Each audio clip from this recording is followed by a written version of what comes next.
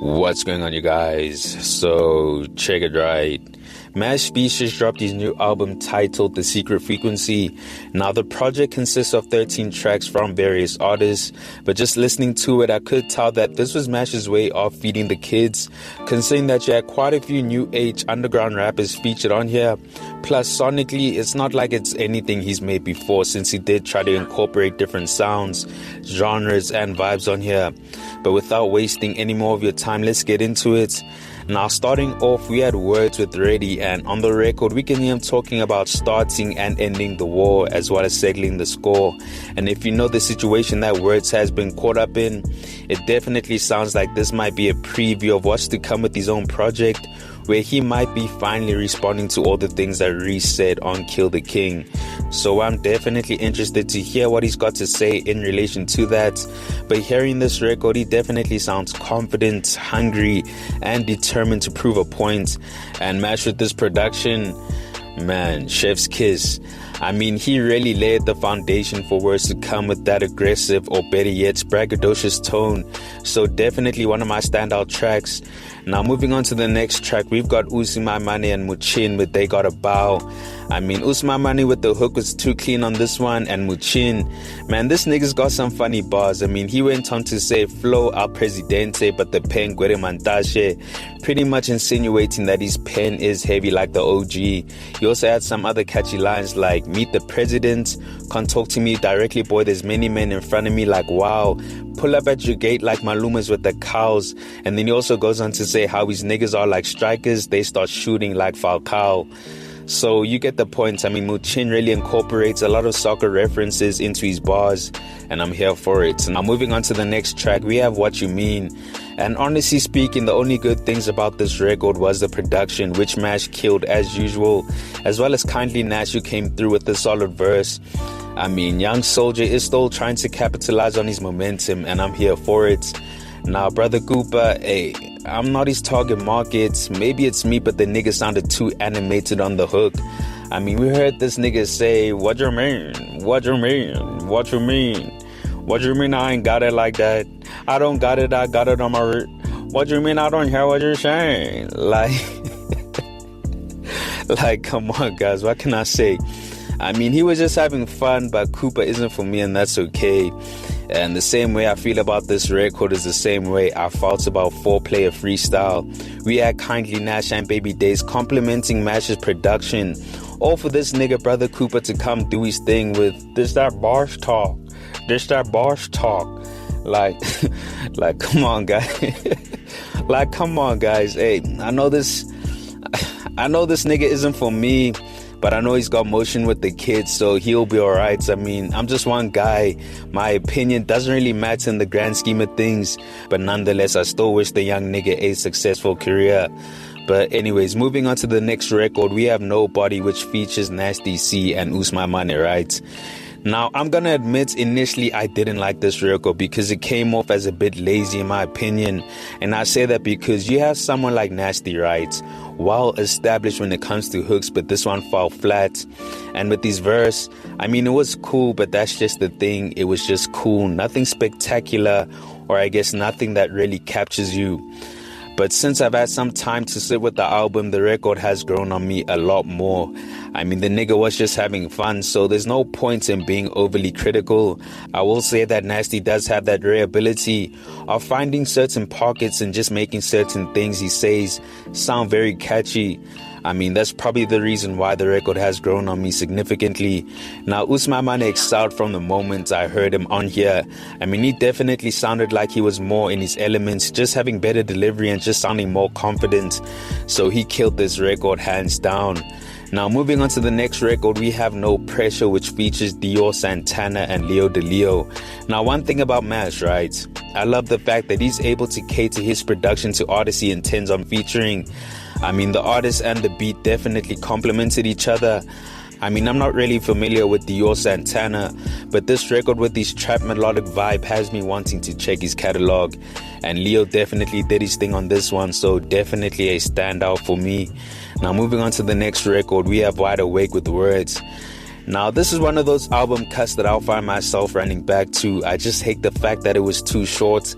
I mean, you had Mash with the keys in the background and the rest of the instrumentation just creating this ambiance with words coming through with this determined spirit, letting niggas know that they won't catch him sleeping and holding their breath won't hurt him either, as he's staying wide awake. So he definitely has some words that most niggas can relate to, and I'm here for that.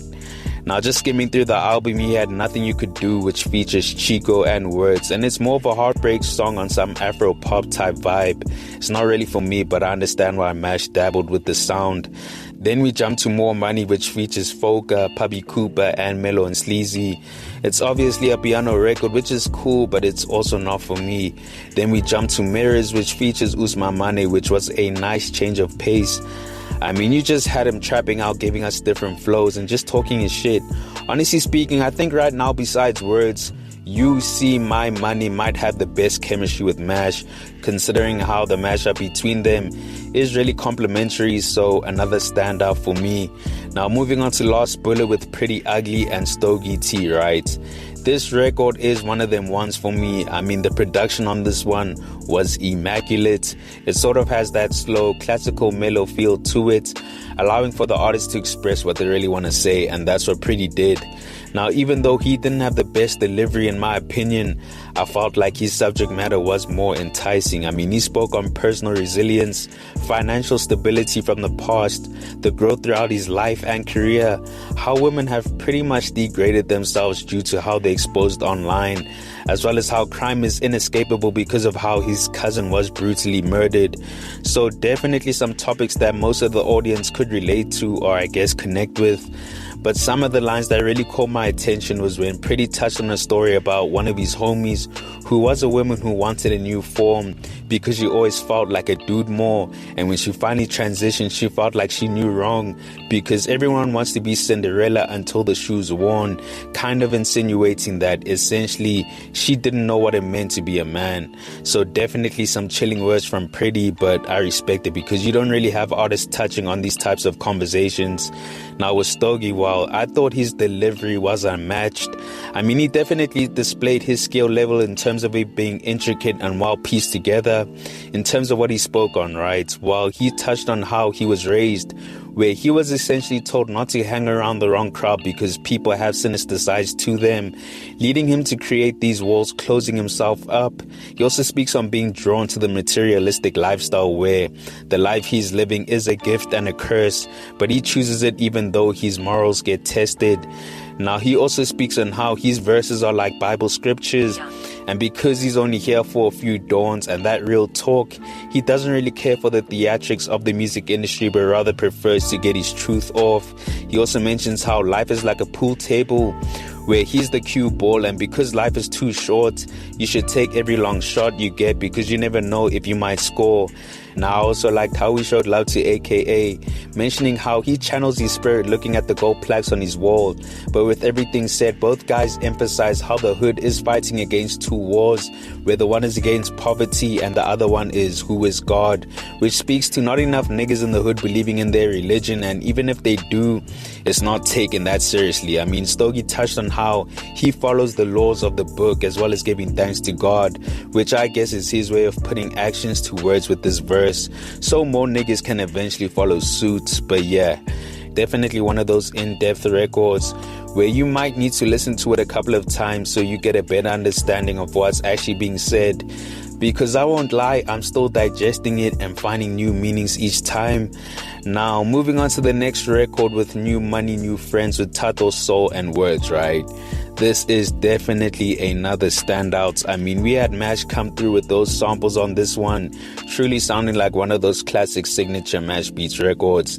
I mean, Words on the hook was a nice touch, and Tato Soul with his verse, man, did this nigga deliver. I mean, he was pretty much rapping from Mash's point of view, from how he started out as just a beat maker from Limpopo who was chasing a dream, to where he is currently literally breaking down all the projects and records he's made with some of the artists he's worked with, which I found to be crazy. I mean, this nigga went on to say, thanks for nothing, every hater did, collect calls like I made a bid, summer 18, had them all debating how I made it in, I was ambitious when I played it in, in. Chop beats, tapped in, fruity loops. Circle the game like hula hoops. I was wrecking crews, you knew the troops.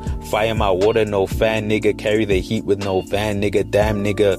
Before we go, I'm on the corner. If you know, you know. I won't explain, understand, nigga. This my religion. Drop jaws, mouths wide. New money like Saudi, but get it out the south side. Chop beats, no words, only the brave producer. I need Medusa, that's Versace. I wanna abuse her. My frequency is my biggest secret. Take my bed, got a Benz I can sleep in. Like, come on, guys. What do we even say? I mean, this might be the best verse on the project, but maybe you guys feel different. All I know is Tato came through on this one. Now, with the bonus record being Transaction with Mfana Touchline, I mean, this track was truly unnecessary. Honestly, as in my opinion, and you guys can kill me for saying that, but trash is trash. But with all that said, right, I think Mash has perfected his skill in producing, considering that he was able to adapt to every artist he worked with. I mean, if it wasn't for his production, some of those verses might have not hit the same. So he also does have that ability to bring out the best in some of the artists he works with. The last thing I'll say is that I do appreciate that he's trying to evolve as a producer, and it takes balls to try new sounds, because most niggas become content when they found a successful formula, but not Mash.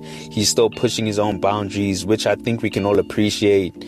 But anyways, you guys let me know your thoughts on this. Are you enjoying The Secret Frequency by MashBeatz, and what are your favorite tracks so far?